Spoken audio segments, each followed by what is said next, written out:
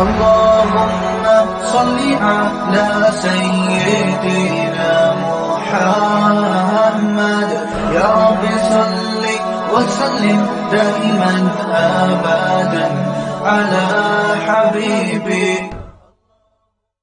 اللہ تعالیٰ نے ہمیں پیدا کیا نا, ہمیں بتا دیا کس سے کتنی محبت کرنی ہے اور کتنی محبت کی تمہیں اجازت نہیں ہے.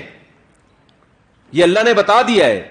اگر اللہ کی گائیڈنس کے بغیر ہم چیزوں سے محبتیں کرنا شروع کر دیں تو جیسے بچہ ماں باپ کی گائیڈنس کے بغیر چیزوں سے محبتیں کرنا شروع کر دے تو برباد ہو جاتا ہے. ماں باپ بتاتے ہیں بیٹا یہ شہد ہے یہ کھانے کی چیز ہے, یہ چاکلیٹ ہے یہ کھانے کی چیز ہے, یہ پراٹھا ہے یہ کھانے کی چیز ہے, یہ سموسا ہے یہ کھانے کی چیز ہے, یہ چرس ہے یہ کھانے کی چیز نہیں ہے, یہ ہیروئن ہے یہ کھانے کی چیز نہیں ہے, یہ زہر ہے یہ کھانے کی چیز نہیں ہے. یہ سکھاتے ہیں کہ نہیں سکھاتے؟ حالانکہ دل تو بچے کا کرتا ہے یار تھوڑا چرس بھی چکھ کے دیکھ لو, کرتا ہے کہ نہیں کرتا؟ پھر اگر چاکلیٹیں زیادہ کھانا شروع کر دے تو پھر ماں باپ بتاتے ہیں بیٹا ڈاکٹر صاحب نے کہا ہے تمہارے پیٹ میں جو اتنے کیڑے ہیں نا جو اصل میں تمہارے ابا کے تھے, تو تمہارے جو پیٹ میں اتنے کیڑے ہیں وہ چاکلیٹیں زیادہ کھانے کی وجہ سے ہیں. اب چاکلیٹ سے محبت نہیں کرو, وہ پھر بھی کہہ رہا نہیں میں کھاؤں گا, تو مر جائے گا نا ایک دن. تو جیسے ماں باپ گائیڈ کرتے ہیں کہ کس چیز سے تمہیں محبت کرنی ہے یا نہیں کرنی, اور کرنی ہے تو کتنی کرنی ہے, اس گائیڈنس کے بغیر بچے کو ایسے ہی چھوڑ دیا جائے تو اپنا بیڑا غرق کر لے گا. وہ چیزوں میں اٹریکشن کو دیکھ کر وہ دیکھے گا جو چمکتی بھی چیز ہے اس کی طرف جاؤ, وہ پیکنگ کو دیکھے گا. یہی حرکت بڑے ہو کر انسان کر رہا ہوتا ہے. خدا اس کو بتائے گا, اللہ بتاتا ہے ابے بھائی یہ چیز میں اٹریکشن بہت ہے, دل لگانے کی نہیں ہے, یہ اٹریکٹیو ہے دیکھنے میں, دل لگانے کی نہیں ہے, یہ ٹائم پاس کرنے کی چیز ہے, دل لگانے کی نہیں ہے. سمجھ میں آ رہی ہے بات کہ نہیں آ رہی ہے؟ دل کس سے لگانا ہے؟ دل لگانے کی کیوں نہیں ہے پہلے یہ بتا دوں میں. دل لگانے کی اس لیے نہیں ہے کہ اس پہ فنا کا لیبل لگا ہوا ہے, ختم ہونے والی اور بولو فنا ہونے والی. دوسری اس کے اندر خرابی ہے آپ کو آپ کے ہدف سے ہٹانے والی, آپ کو آپ کے ہدف سے ہٹانے والی. مثال سے بات سمجھاتا ہوں. آپ کو کمپنی نے کہیں بھیجا, کسی کوئی کمپنی کا کوئی پروجیکٹ ہے, کسی جنگل میں اس نے بڑا ہوٹل بنانا ہے, رہائشی ہوتے ہیں نا ہوٹل, بڑے بڑے مالدار لوگ آتے ہیں جی شیروں کے بیچ میں ہم ذرا دیکھنا چاہتے ہیں. مالداروں کے شوق بھی عجیب عجیب ہوتے ہیں کہ ہم شیروں کے بیچ میں ذرا ہوٹل ہو, بیگم کے ساتھ ہم یہاں لائف کو انجوائے کریں, چاروں طرف چیتے لومڑی شیر گھوم رہے ہو. ہوتا ہے بہت ساری دنیا میں. سمندر کے بیچ میں ہوتا ہے, سمندر کے کنارے پر ہوتے ہیں کہ نہیں ہوتے. کمپنی نے آپ کی کمپنی نے آپ کو بیرون ملک بھیج دیا اور آپ کو کہا کہ آپ ہمارا ایک پروجیکٹ ہے, آپ یہ جو ہم نے 200-250 یا 4000 یا 1000 افراد بھیجے ہیں, ہمارا ہدف یہ ہے کہ یہاں ہم نے ہوٹل کی تعمیر کرنی ہے. ایک ہوٹل بنے گا, ایک خوبصورت عمارت بنے گی, پھر اس میں کمپنی کا بزنس ہوگا. تو آپ کو پروجیکٹ دیا, آپ کے پیسے بھی متعین کر دیے کہ بھئی یہ پروجیکٹ میں کچھ پیسے ایڈوانس لے لو, اور جب یہ کمپلیٹ ہو جائے گا تو آپ کو 1-1 کروڑ روپے بولو نا پکڑا دیے جائیں. سمجھ میں آ رہی ہے بات یہ نہیں آ رہی؟ پھر کمپنی نے جب آپ کو بھیجا تو کمپنی کو پتا تھا یہ انسان ہے, یہ بھوکے پیاسے نہیں رہ سکتے. تو کمپنی نے وہاں کیا کیا کہ آپ کو کچھ پیسے دیے, بھئی یہ وہاں سموسے کا انتظام بھی ہوگا, ڈاکٹر کا انتظام بھی ہوگا, سوئمنگ پول بھی ہوگا, تھک جاتا ہے انسان, جاگنگ کا انتظام بھی ہوگا, ایک جم بھی بنا ہوا ہوگا کیونکہ لمبا پروجیکٹ ہے 4-5 سال کا. تو یہ ساری لوازمات اور جو ہے کنوارے چھڑے چھاٹ ہیں ان کی شادی کا بھی اگر انسان کے بچے ہوں گے وہ ان کی شادی کا بھی انتظام ہو جائے گا, اور جو میرڈ ہیں وہ اپنی بیگم کو بھی وہاں لے جا سکتے ہیں. تو یہ سارے لوازمات کے ساتھ آپ کو وہاں بھیجا گیا. آپ نے کیا کیا؟ آپ نے کہا یہاں تو سموسے کا بھی انتظام ہے. بھائی آپ کو سموسے بہت پسند تھے, آپ سموسے کھانے کے لیے سارا دن سموسے کی کینٹین پہ بیٹھے رہتے ہیں آپ. مینیجر آتا ہے یار تو انجینئر ہے, تیرا کام ہے نقشہ بنانا, تو نقشہ تو بنانا, ایک لکیر ہی اب تک تو نے کھینچی. آپ کہہ رہے ہم بھیجے نہیں گئے, ہم یہاں سے دریافت ہوئے دھماکے کے نتیجے میں. ایک کروڑوں سال میں ایک میں وجود میں آیا ہوں, تو مجھے چونکہ لائف کو انجوائے کرنا ہے تو میں یہاں بیٹھ کے کیا کھاؤں گا؟ سموسے کھاؤں گا. پھر جناب گول گپے والا گزرا, پھر گول گپے پہ دل آ گیا آپ کا. پھر آپ نے سوچا یار پراپرٹی خریدنی چاہیے, یہاں پہ بڑی اچھی جگہ ہے, یہاں ہوٹل بھی بن رہا ہے اڑوس پڑوس میں, تو پراپرٹی کے لیے پیسہ چاہیے. تو آپ نے کیا کیا, اس کنٹری میں ٹیکسی چلانا شروع کر دی پیسے کمانے کے لیے, تاکہ میں کیا خریدوں یہاں پہ, بولو نا, پراپرٹی خریدوں. یہ سارے کام آپ کر رہے ہو, آپ کی ایک دفعہ شکایت گئی, 2 دفعہ شکایت گئی, بھائی بندے کو جس کام کے لیے بھیجا تھا, ویزا لگوایا تھا, یہ کمپنی نے لگایا تھا, تمہیں اپنے ویزے پہ تھوڑی تم اس جگہ آ سکتے تھے. کمپنی کی طرف سے 1 لیٹر آیا, 2 لیٹر آیا, 3 لیٹر آیا. کمپنی نے کہا بندہ یار بڑا قابل ہے, ہمیں یہ بندے کی ضرورت ہے, اس لیے کمپنی نے پھر بندے بھیجنا شروع کر دیے. وسیم بھائی کو بھیجا, جا کے اس کمبخت کو سمجھاؤ, سموسے تو کھا, تیرے کو ہم منع نہیں کر رہے, تو جس کام کے لیے آیا اصل فوکس اس کو کر, بعد میں اتنا پیسہ ملے گا اپنی سموسے کی دکان کھول لینا تو بیٹھ کے. اور پراپرٹی کیا, تو ایک ابھی ٹیکسی چلا کے ایک پراپرٹی, اتنا پیسہ ہم تجھے دیں گے, بحریہ ٹاؤن آدھا تیرے نام کر دیں گے ہم. تو کام کو تو فوکس کرنا.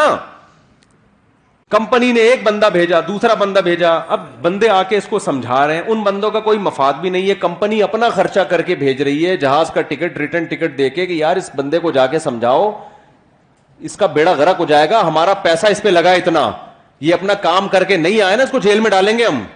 اس سے ایگریمنٹ ہوا ہے ہمارا, معاہدہ ہوا ہے اس سے ہمارا, اور ہم نے اس معاہدے کی بیس پہ اس پہ انویسٹمنٹ کی ہے, اس کو ہائر کیا ہم نے.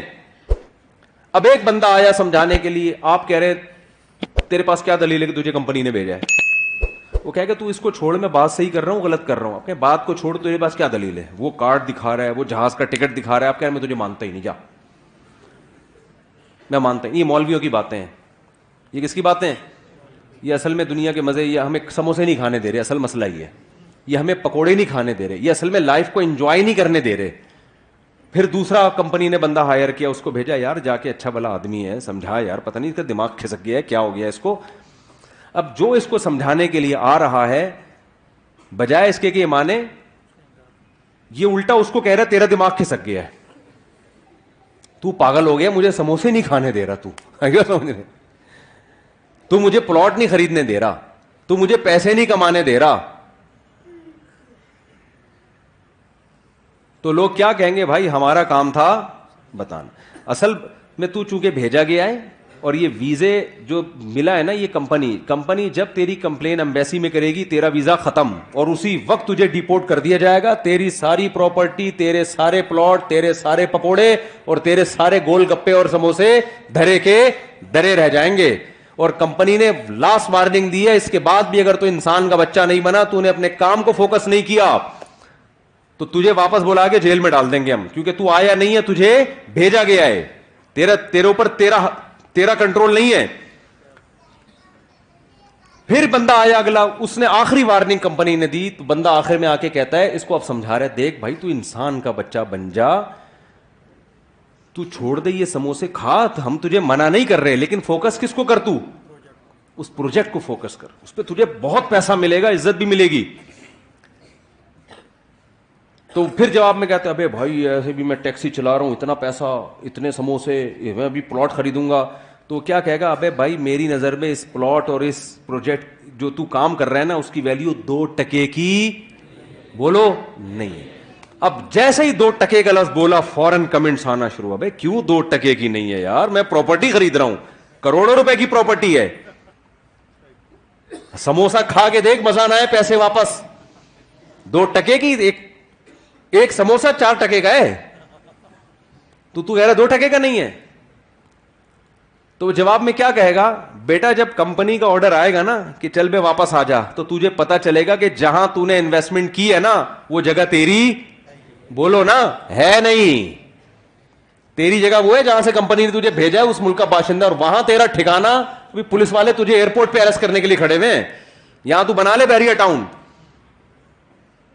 یا تو اپنی مرضی سے آیا ہوتا نا, اپنے ویزے پہ آیا ہوتا, پھر بناتا یار پراپرٹی, بناتا, سلپ ہو جاتا, بھاگ جاتا, جو مرضی کرتا, آخرت میں دیکھا جاتا, یا کوئی پکڑائی میں آ جاتا تو آ جاتا, نہیں آتا تو عیاشی کر لیتا. تو کمبخت, تو کس خوش فہمی میں ہے, تیری حیثیت 2 ٹکے کی نہیں ہے, تو پانی سے قطرے سے پیدا ہوا ہے, تجھے بھیجا گیا, پیدا کیا گیا, تیری ماں کی چھاتیوں میں دودھ پیدا کیا گیا, آسمان سے بارشیں برسائی گئیں, زمین سے نباتات اگائے گئے, پھر سوکھا چارہ جانوروں کو کھلایا گیا, ان سے چکنا گاڑا دودھ تیرے لیے نکالا گیا. سوکھے چارے کو رگڑ کے دیکھو, ایک تیل کا قطرہ نہیں ہے. وہ جب گائے کھاتی ہے کیسا چکنا گاڑا دودھ اس میں سے پیدا ہوتا ہے. ان لکم فی الانعام لعبرہ نسقیکم مما فی بطونہ من بین فرث ودم لبنا خالصا سائغا للشاربین. قرآن کہتا ہے ہم سوکھا چارہ انسان کے لیے جانوروں کو کھلاتے ہیں. اس چارے کو جاپان کے سائنسدانوں کے پاس لے جاؤ کہ اس میں تیل کا ایک قطرہ نکال کے دکھاؤ, سائنسدان کہے گا سوکھی گھاس میں سے چکنائی نہیں نکلتی, تبھی کولیسٹرول کے مریضوں کو سبزیاں کھلائی جاتی ہیں, اس میں چکنائی نہیں ہوتی. اللہ کہتے ہیں انسان تجھے میں نے دنیا میں بھیجا, تو دھماکے کے نتیجے میں وجود میں نہیں آیا. منی کا قطرہ غلیظ قطرہ تھا, تجھے میں نے عزت دی. فجعلہ نسبا وصہرا, جب پیدا ہوا ددیال نے بھی خوشی منائی, ننیال نے بھی خوشی منائی. پھر جب بالغ ہوا ایک اور خاندان لگا دیا جس کو سسرال کہا جاتا ہے. ان 3 خاندانوں میں تیری عزت دی, اتنا پروٹوکول میں نے تجھے دیا. جیسے ایئرپورٹ پہ گئے ہو نا, لوگ ریسیو کرنے کے لیے آئے ہوئے ہوں, آپ کو کمپنی نے بھیجا, وہاں عزت ہو رہی ہے, اور آپ وہاں جا کے کس میں لگ گئے, گولے گنڈے کھانے میں لگ گئے آپ.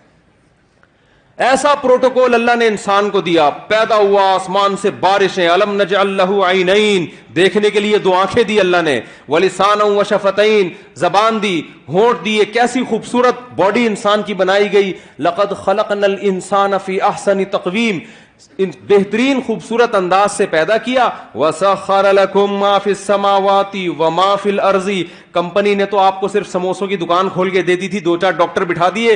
اللہ کہتے ہیں جب میں نے انسان کو دنیا میں بھیجا, جو کچھ آسمانوں میں, جو کچھ زمین میں, سب کا سب تیری خدمت میں لگا دیا میں نے. ساری کائنات تیری خدمت کرے گی. سورج تیری خدمت کرے گا, مشرق سے نکلے گا مغرب میں غروب ہوگا. چاند تیری خدمت کرے گا, ستارے تیری خدمت کریں گے, جنگل کے جانور تیری خدمت کریں گے. تو جب گوشت کھانا چاہے گا لاکھوں کروڑوں بکروں کو ذبح کر دے گا, ان سے زندگی کا حق چھینے گا. تو جب چاہے گا سمندر سے لاکھوں ٹن کروڑوں ٹن مچھلیاں سے زندگی کا حق چھینے گا. آپ فشری میں جا کے دیکھو, کراچی کے ساحل پر روزانہ سمندر انسان کو ایسے رز نکال کے پھینک رہا ہے. لے جا بھائی, مچھلیاں نکل رہی ہیں, انسان دبا کے لانچوں سے مچھلیاں نکال رہا ہے. مچھلی زندہ چیز ہے, اس سے زندگی کا حق انسان چھینتا ہے اپنے زبان کے چٹخاروں کے لیے. خدا نے کہا چھین لو اس سے حق. کیوں؟ میں نے کس کے لیے پیدا کیا؟ تمہارے لیے پیدا کیا. آپ اس سے نکالتے ہو, تجارت بھی کرتے ہو, بزنس بھی کرتے ہو, ساری فیسلٹیز حاصل کرتے ہو. اربوں کھربوں مرغیاں روزانہ ان کی گردنیں کٹتی ہیں, ان سے زندگی کا حق چھینا جاتا ہے تاکہ ان کا گوشت انسان کی خوراک کا حصہ بنے. لاکھوں کروڑوں بچڑے ذبح ہوتے ہیں ڈیلی بیسس پر, جس کا گوشت انسان کی خوراک کا حصہ بنتا ہے. پوری کائنات انسان کی خدمت میں لگا دی اللہ نے. پھر اللہ کہتے ہیں میں نے تیرے لیے ایک اور کام کیا, تجھے یا تو مرد بنایا یا عورت بنایا, تاکہ مرد ہو تو عورت کی طرف رغبت, عورت ہو تو مرد کی طرف رغبت, تاکہ دونوں کا ملاپ سے دونوں کو ذہنی سکون ملے اور پھر تجھے اولاد ملے, تیرا خاندان آباد ہو. یہ نعمت بھی میں نے تیرے اوپر کی. آپ نے کیا کیا؟ غیر مسلم نے کیا کیا؟ اس نے بولا یار ساری کائنات میری خدمت کر رہی ہے, آسمان سے بارشیں برس رہی ہیں. پھر فالق الحب والنوا, اللہ کہتے ہیں یہ زمین تجھے ایسے روزی دے گی, تو ایک آم کی گھٹلی زمین میں ڈالے گا نا, میں نے تیری خدمت کے لیے ایسے سافٹ ویئر اس میں انسٹال کر دیے, اس گھٹلی سے ایک پودا نکلے گا, پھر وہ پودا بڑا ہوگا, پھر تناور درخت بنے گا, پھر اس درخت کے پھول آئیں گے, ان پھولوں پہ سینکڑوں اسی طرح کے آم پیدا ہو جائیں گے, اور ہر آم کے اندر ایسی گھٹلی ہوگی. ایک گھٹلی دے کے تجھے زمین پہ بھیج رہا ہوں, یہ اگاتا جا اور کھاتا جا. لیکن کرنا کس چیز کو؟ یہ ساری نعمتیں تیرے لیے مسخر ہیں, تو کسی اور کام کے لیے بنا ہے. انہی میں پڑھ کے خدا کو بھول مت جانا, تو کسی اور کام کے لیے بنا ہے. وہ کام کیا ہے؟ وما خلقت الجن والانس الا لیعبدون, تو نے مجھے راضی کر کے آنا ہے. یہ پروجیکٹ میں نے تجھے دیا ہے, میری عبادت کرنی ہے, مجھے خوش کرنا ہے. تیرا اصل کام یہ, اس دنیا سے تو نے دل نہیں لگانا, انہی عام اور انہی سموسوں پکوڑوں میں الجھنا نہیں ہے تو نے, کہ بحریہ ٹاؤن میں میرا پلاٹ اور احسن آباد میں میرا پلاٹ اور فلانے جگہ میرا پلاٹ اور میری گاڑی ہے. تو بے وقوف اور پرلے درجے کے احمق لوگوں کا کام ہے کہ جو چیز آپ کے لیے مسخر کی گئی تھی, جو لونڈی تھی آپ کی, جو غلام تھی, آپ اسی کو دل بیٹھے, وہ تو آپ کی خدمت کے لیے. اس کو غلام بنا کے رکھو, اس کو اپنا باپ بنانے کی کوشش مت کرو. نہیں آ رہی میرا خیال ہے بات سمجھ میں؟ تو بتاؤ کمپنی نے جب بھیجا تو اس نے کہا بھائی تجھے ہم نے بھیجا ہے تو خود تھوڑی آیا ہے. اب کوئی عقل مند جا کے اس کو سمجھا رہا ہے ابے اس پلاٹ کی 2 ٹکے کی ویلیو نہیں ہے, کام کو فوکس کر. وہ کہہ رہے دیکھو کروڑوں روپے کے پلاٹ کو کیا کہہ رہا ہے, 2 ٹکے کا نہیں, اور جواب میں کہہ رہا تو نکالنا 2 ٹکے ملتا ہے دیکھتا ہوں. تو عقل مند کیا کہے گا, بیٹا جب تجھے واپس بلائیں گے نا اور جب یہ چیزیں تجھ سے چھینی جائیں گی پھر تجھے پتا چلے گا کہ یہ واقعی 2 ٹکے کی بولو نہیں ہے, بلکہ ٹکا 2 ٹکے کا نہیں ہے. تجھے یہ بھی انداز ہو ٹکے لے کر آیا تھا وہ 2 ٹکے کے نہیں ہیں. کیا کریں یار, پولیس بلواؤ بھائی, بات سمجھ میں نہیں آ رہی ہے. یہ پولیس کا کیس ہے سیدھا سیدھا, پولیس ہی سمجھائے گی میں آپ کو بتاؤں, یا پھر موت سمجھائے گی. اب پولیس کو کون سمجھائے گا یہ بھی ایک نیا مسئلہ ہے. پولیس تو جب ہی سمجھائے گی نا پولیس کی خود بھی سمجھ میں آئے گا. تو خدا کی قسم لا الہ الا اللہ, دنیا میں اس سے بڑا احمق, اس سے بڑا بے وقوف, اس سے بڑا پرلے درجے کا گدھا کوئی نہیں ہے جو یہ کہتا ہے کہ اس دنیا کی ویلیو میری نظر میں 2 ٹکے سے زیادہ ہے. جو چیز چھننے والی ہے, جو تم سے لے لی جائے گی اور کفن پہنا کے بغیر جیب کے تمہیں قبر کے گڑھے میں ڈال دیا جائے گا, ابے چھننے والی چیزوں کو کون دل دیتا ہے میرے بھائی؟ ٹائم پاس کرو, سمجھ رہے ہو؟ ٹائم پاس کرنے کے لیے ٹھیک ہے, بحریہ ٹاؤن میں 8-10 پلاٹ ہو گئے, پیسہ ہے ٹھیک ہے, ٹائم اچھا پاس ہو جائے گا. W11 میں سفر ہوتا ہے, پیسہ ہے تو لینڈ کروزر میں چلے جاؤ, ٹائم کیسا ہو جائے گا؟ دل ول تھوڑی دینا ہے. کیا کریں یار, دل تھوڑی دینا ہے فضول قسم کی چیزوں کا یار. جنازے نہیں اٹھتے ہوئے دیکھے, 35 سال کا آدمی مر رہا ہے, 40 سال کا بندہ مر رہا ہے, 45 سال کا مر رہا ہے, 50 سال کا مر رہا ہے, 55 سال کا مر رہا ہے, 60 سال کا, بہت بچ جائے گا 80 سال میں مر جائے گا. کتنے دن رہ گئے 80 سال میں؟ آپ کہو گے بھی تو 40-50 سال ہے. میں بھائی ایسے ٹھک ٹھک ٹھک کر کے ٹائم گزرتا ہے ایسے.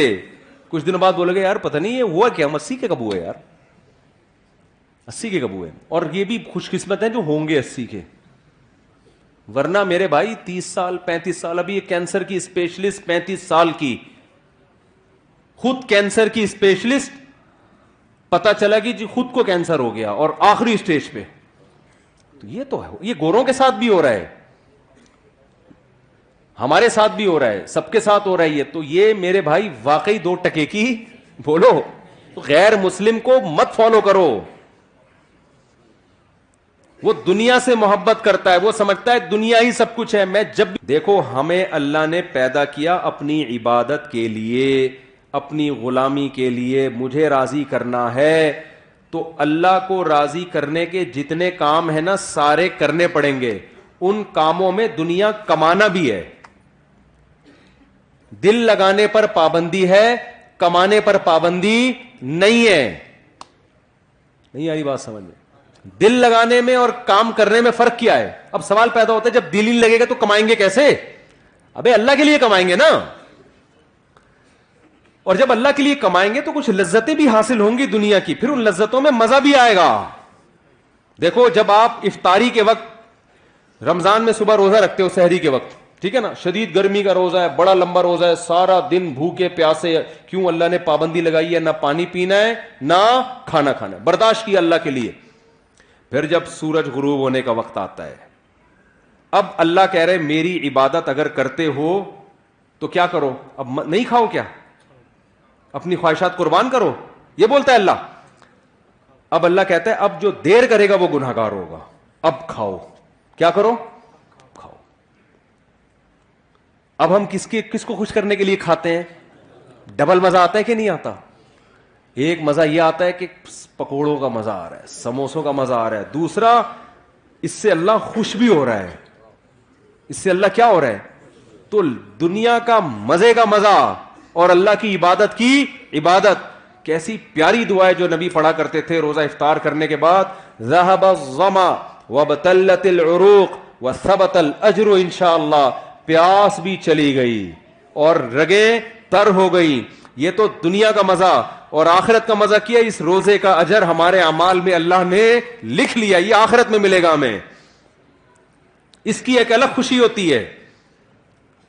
تو میرے بھائی آپ کو اسلام ترقی سے منع نہیں کرتا, دنیا سے دل لگانے سے منع کرتا ہے. دل کس سے لگاؤ؟ اللہ سے. لہذا اللہ کے لیے کسی سے لگانا پڑے تو لگاؤ. اللہ اگر منع کر رہا ہے لگانے سے تو یعنی دل تو دنیا سے بھی لگے گا مگر اتنا لگے گا جتنی اللہ اجازت دے رہے اور جس سے اجازت دے رہا ہے. سمجھ میں نہیں آ رہی بات؟ اللہ کہہ رہا ہے بیگم سے بھی محبت کرو, اولاد سے بھی اور ماں باپ سے بھی. زیادہ کس سے کرو؟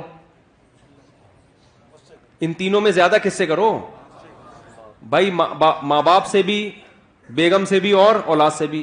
تینوں میں زیادہ کس سے کرنی ہے؟ پہلی بات تو اللہ سے ہم پرمیشن لیتے ہیں ان سے محبت کرنی ہے نہیں کرنی. اللہ نے کہا کرنی ہے, میری طرف سے کیا ہے. تو ہم چونکہ اللہ کے غلام ہیں تو اللہ آرڈر دے رہا ہے تو اللہ تو نے آرڈر دیا تو ہم کریں گے. ٹھیک ہے نا. یہ ہماری محبت کس کے لیے ہو رہی ہے؟ اللہ کے لیے ہو رہی ہے. تو یہ اللہ سے محبت کا حصہ ہے یہ. پھر اللہ کتنی کرنی ہے ان تینوں میں؟ بچوں سے زیادہ کریں, بیگم سے کریں یا ماں باپ سے؟ اللہ کہہ رہے ہیں سب سے اوپر گراف کس کا رہنا چاہیے؟ والدین کا. نہیں آ رہی بات؟ سب سے پہلے کس سے کرنی ہے؟ ابا اماں. نہیں آ رہی بات؟ اے اللہ کتنی کرنی ہے ان سے؟ حالانکہ اس میں دنیاوی مفاد نہیں ہے, کیونکہ ابا بڑھاپے میں بہت بوجھ لگتے ہیں. جوانی میں تو نچوڑ لیا ان کو, اب ریٹائر ہو گئے, اب کھانسنے کے لیے رہ گئے وہ گھر میں. ان کی دوائیاں ہیں, ان کے مسائل ہیں, پھر وہ بڑھاپے میں دماغ چڑچڑا ہوتا ہے, پوچھ رہے ہیں کہاں جا رہا ہے, کہاں سے آ رہا ہے, تو اچھا ہی نہیں لگ رہا ہے. یار یہ کیا ہے یار, میں اپنی لائف کو انجوائے کرنے دو ابا. تو ابا پھر اپنے ابا کے واقعات سنا رہے ہوتے ہیں, بیٹا ہم تو اپنے ابا کے پاؤں بھی دباتے تھے. ابا وہ پرانا زمانہ تھا, ونس اپون اے ٹائم. ابا کو سمجھا رہے ہوتے ہیں. تو اللہ میاں نے کہا کہ جیسے افطاری میں تمہیں سموسے سے دل بہلانے کی اجازت ہے, سموسہ اچھا لگ رہا ہے, میری طرف سے کوئی پابندی نہیں ہے, لگے کھاؤ بھی. تو اللہ میاں نے کہا کہ کچھ چیزیں ایسی ہیں جو تمہیں اچھی لگیں تو میں نے کوئی پابندی نہیں لگائی, جتنی لگ رہی ہیں اور زیادہ اچھی لگنا شروع ہو جائیں, بشرطے کہ اللہ سے آگے نہ نکالو ان کو. لیکن جب ان کا آپس میں کمپیئر ہوگا, تقابل ہوگا, تو سب سے زیادہ محبت ابا اور اماں. ان کی ناراض نہیں کرنا, ان کو ان کے پاؤں میں جنت تلاش کرنی ہے. ایک موٹیویشنل اسپیکرز ہیں, وہ بیان میں شارٹ کلپ میں کہہ رہے تھے کہ جو ماں کے قدموں تلے جنت ہے تو یہ ہر ماں کے قدموں میں نہیں ہے. بعض لوگ بات ایسے ہی کرتے ہیں کہ وہ علم صحیح نہیں ہوتا, جس کی وجہ سے معاشرہ غلط سمت میں جانا شروع کر دیتا ہے. میرا مقصد ان کا مذاق اڑانا نہیں ہے, لیکن یہ بات چونکہ اس سے نوجوان غلط گائیڈ ہو رہے ہیں اس لیے میں نے کہا اس کی وضاحت کروں گا. موقع آ گیا تو وضاحت کرنے کا موقع مل رہا ہے. پھر انہوں نے محترم نے مثال دی کہ جو ابو لہب کی بیوی تھی جس کے بارے میں قرآن میں آتا ہے اس کے گلے میں رسی تھی اور پھندا لگا اور مر گئی. بڑی کافر عورت تھی نا, تو وہ کافر عورت تھی تو وہ بھی تو کسی بچے کی ماں ہوگی, تو کیا اس کے بھی قدموں میں جنت ہے؟ تو یعنی وہ بتا رہے تھے کہ ہر ماں کے قدموں میں جنت نہیں ہوتی بھائی, ماؤں کی بھی دو قسمیں ہوتی ہیں, کچھ اچھی ہوتی ہیں کچھ بری ہوتی ہیں.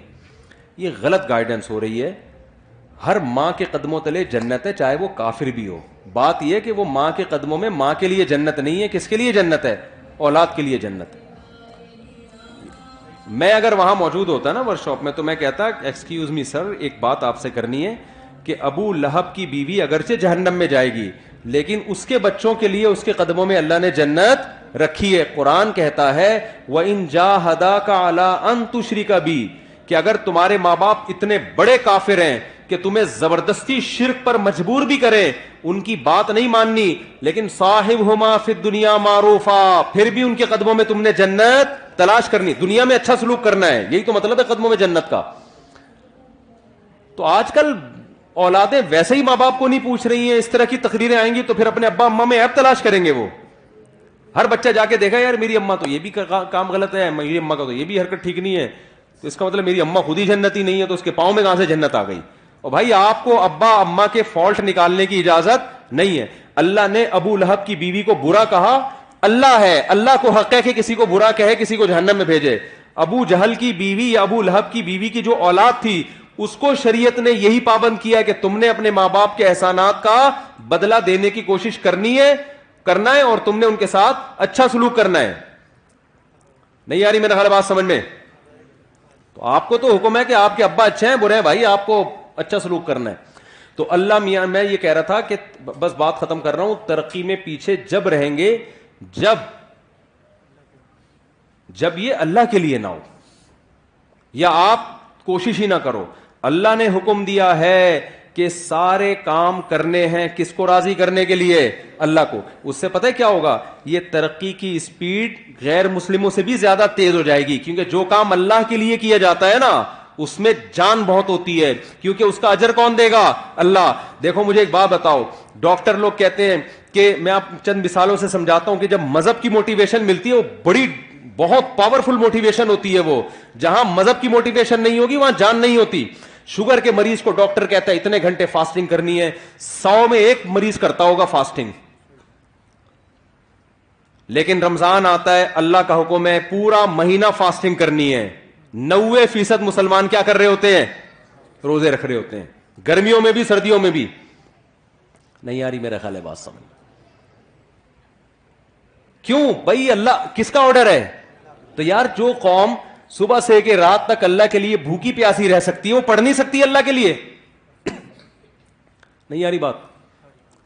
وہ پڑھے گی کیوں نہیں پڑھے گی؟ اس کو بتانے والے لوگ شارٹ ہیں مارکیٹ میں. وہ مذہب کا صرف ایک پہلو سامنے رکھا ہوا ہے اس نے. اور سب سے بڑی بات یہ کہ یہ کام تھا ہماری حکومتوں کا. حکومتیں ذمہ داری پوری نہیں کر رہی ہیں. پڑھائی کا نظام تو دیکھو نا. کوئی بھی مجھے آ کے کہتا ہے نا اسکول میں پڑھتا ہوں, میں کہتا ہوں پڑھتا نہیں ہے, یہ بولو کہ میں اسکول میں نہیں پڑھتا ہوں. جھوٹ نہیں بولا کرو. تو یہ تو سسٹم مذہب کا نہیں ہے. یہ خرابی جو ہم ترقی میں پیچھے, ہمارے حکمرانوں کی پالیسیاں ہیں. ورنہ میں KP کے گیا ہوں نا, وہاں دین اور مذہب زیادہ ہے. وہاں ایجوکیشن کے ریشو پورے پاکستان میں سب سے زیادہ ہے. پورے پاکستان میں KPK کی جتنی آبادی ہے نا اس کے لحاظ سے لٹریسی ریشو KPK میں پنجاب اور کراچی کی نسبت زیادہ. کیوں؟ وہاں دین اور مذہب کیا ہے؟ زیادہ ہے. دین اور مذہب زیادہ ہونے کی وجہ سے جو اخلاقی برائیاں ان کا ریشو کیا ہے؟ کم ہے. جب اخلاقی برائیاں کم ہوتی ہیں تو آپ اپنے ہدف کو فوکس کرتے ہو. تو اس لیے اللہ آپ کو ترقی سے منع نہیں کر رہا. المومن القوی خیر من المؤمن الضعیف. حدیث میں آتا ہے طاقتور مومن اللہ کو کمزور مومن سے زیادہ محبوب ہے. تو طاقت میں جسمانی طاقت بھی ہے, طاقت میں ایجوکیشن کی طاقت بھی ہے, طاقت میں دولت کی طاقت بھی ہے, طاقت میں ٹیکنالوجی کی طاقت بھی ہے. لیکن یہ تمام طاقتیں کس کے لیے ہوں گی؟ اللہ کے لیے ہوں گی. جب اللہ کے لیے ہوں گی تو دل اللہ سے لگے گا, ان طاقتوں سے نہیں لگے گا. لہذا کسی کو یہ طاقت مل گئی ٹھیک ہے, نہیں ملی تو کیا سوچے گا؟ بھائی میرا مقصد تھا اللہ کو راضی کرنا, وہ کیا ہو گیا ہے؟ پورا ہو گیا ہے. مفتی طارق مسعود صاحب کے بیانات سننے کے لیے youtube.com/مفتی طارق مسعود کو سبسکرائب کریں. اور اگر آپ لائیو ویڈیو کو کبھی بھی مس نہیں کرنا چاہتے ہیں تو سبسکرائب کرنے کے بعد بیل آئیکن پہ کلک کرنا مت بھولیں. جزاک اللہ.